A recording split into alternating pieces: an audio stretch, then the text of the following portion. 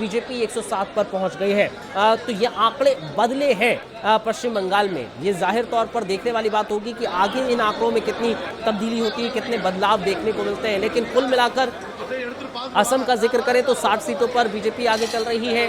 कांग्रेस सिर्फ महज 2 सीटों पर अभी आगे चलती नजर आ रही है। तमिलनाडु में डीएमके 50 सीटों पर है, एआईएडीएमके 18 सीटों पर आगे है और अदर्स के खाते में अभी 6 सीटें जाती हुई नजर आ रही हैं। ये तमिलनाडु का जिक्र है। तो कुल मिलाकर अब रुझान आ चुके हैं, आ रहे हैं और अभी कुछ देर के बाद भी आते रहेंगे और शुरुआती रुझानों में कांटे की टक्कर हर कहीं नजर आ रही है। हालांकि अगर केरल का जिक्र करें तो एलडीएफ और यूडीएफ के बीच में भी ज़्यादा अंतर नजर नहीं आ रहा है। 50 और 40 का अंतर है।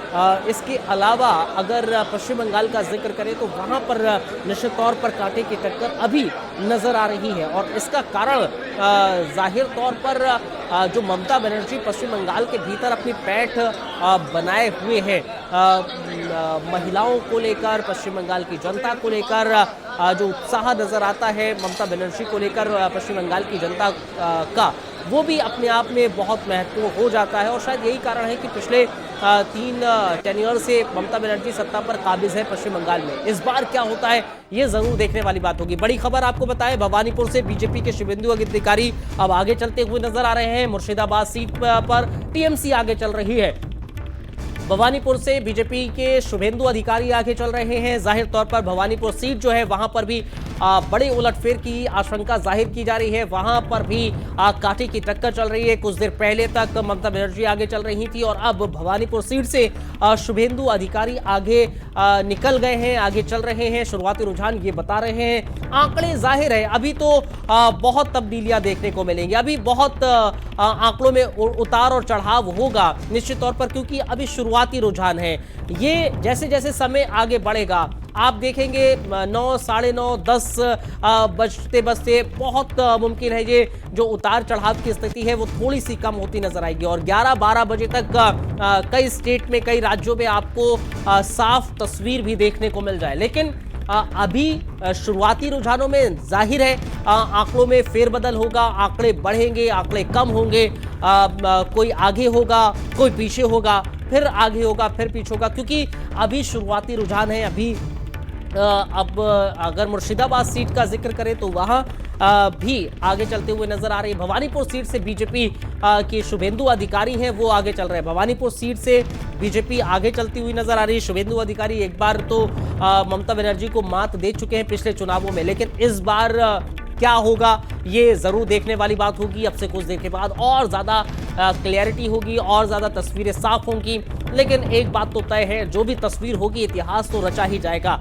तमिलनाडु का जिक्र करें 54 पर डीएमके आ गई है, एआईएडीएमके 18 सीटों पर चल रही है, अदर्स के खाते में 7 सीटें नजर आ रही हैं। अभी की तस्वीर दरअसल ये दिख रही है। असम में जाहिर है भारतीय जनता पार्टी 54 सीटों से आगे चलती हुई शुरुआती रुझान में नजर आ रही है पीछे, और कांग्रेस के खाते में महज 10 सीटें नजर आ रही हैं। असम में अगर ये आंकड़ा बढ़ता है और निश्चित तौर पर अभी शुरुआती रुझान और ये आंकड़े बढ़ते हुए नजर आएंगे, वो हेमंत विश्व शर्मा को लेकर, भारतीय जनता पार्टी को लेकर बहुत बड़ी जीत मानी जा सकती है।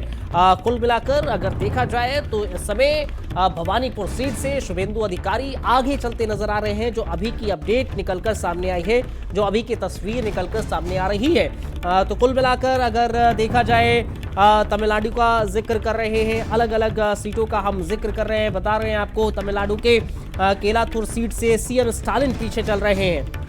कोलाथुर सीट है तमिलनाडु की जहां सीएम स्टालिन चुनावी मैदान में है, वो पीछे चल रहे हैं।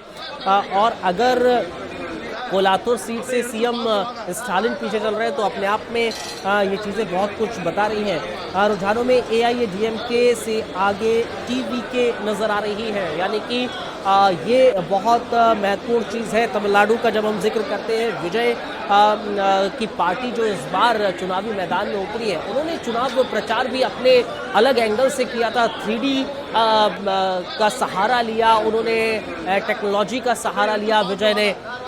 एक बड़ी खबर आपको बताएं, कोलाथुर सीट से सीएम स्टालिन पीछे चलते हुए नजर आ रहे हैं। कोलातुर सीट का जिक्र करें तो टीवी के प्रत्याशी आगे चल रहे हैं। कोलातुर सीट सीएम स्टालिन की है। सीएम स्टालिन दरअसल यहां से अपनी उम्मीदवारी पेश कर रहे थे, चुनावी मैदान में हैं और अभी अगर तमिलनाडु में कोलातुर सीट से पीछे स्टालिन चलते हुए नजर आ रहे हैं तो ये दर्शा रहा है कि तमिलनाडु की जनता क्या इस बार बदलाव की स्थिति में है, बदलाव चाहती है। क्योंकि जिस बात का मैं जिक्र कर रहा था, विजय का जब हम जिक्र करते हैं तो विजय ने इस बार जिस तरह से प्रचार में शामिल हुए, लोगों के बीच पहुंचे और 3D का उन्होंने सहारा लिया। एक बहुत वायरल वो तस्वीर होती नजर आई थी, वो प्रचार वायरल होता नजर आया था जहां पर विजय प्रचार कर रहे हैं, लेकिन वो फिजिकली वहां पर मौजूद नहीं थे, लेकिन उन्होंने अपनी जो गाड़ी थी जिससे वो प्रचार प्रसार करते हुए नजर आ रहे थे, वहां उनके उम्मीदवार भी थे और उसमें वो 3D के जरिए उनकी पूरी कलाकृति नजर आ रही थी और वहां पर वो पिच करते हुए नजर आ रहे थे, स्पीच देते हुए नजर आ रहे थे और स्पीच चल रही थी, वो ऑडियो उनका चल रहा था। तो वो एक अलग ही टेक्निक नजर आई है।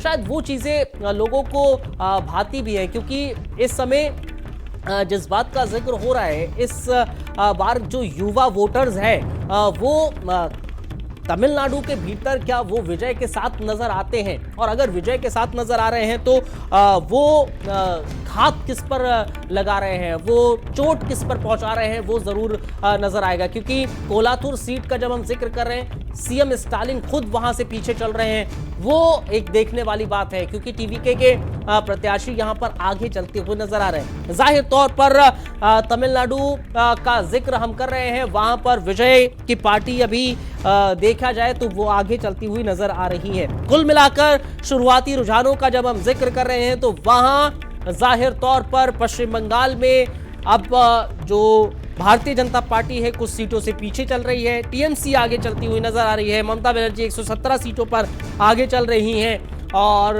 भारतीय जनता पार्टी 114 सीटों पर चल रही है आगे शुरुआती रुझानों में।